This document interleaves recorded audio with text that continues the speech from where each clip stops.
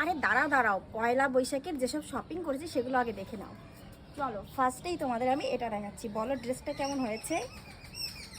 অনেক সুন্দর হয়েছে। আর ওড়নাটা কি আর বলবো, একদম সফট, হাতের মুঠোয় চলে আসে, আর পায়ের কাছে আছে এখানে সারারা, আর কাপড়টা একদম পিওর কটন। তো এবার দেখাচ্ছি তোমাদের শাড়ির কালেকশান।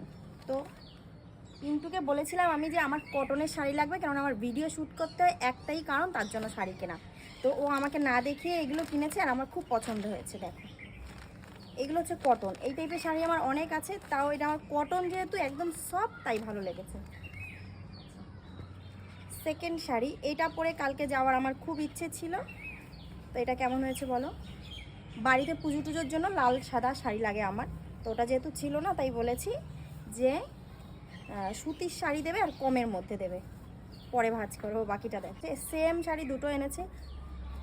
আমার মনে হয় আমার বর একটার সঙ্গে আর একটা ফ্রি পেয়েছে, চৈত্র সেল থেকে কম দামে শাড়ি কিনে আমাকে পয়লা বৈশাখে গিফট দিয়েছে।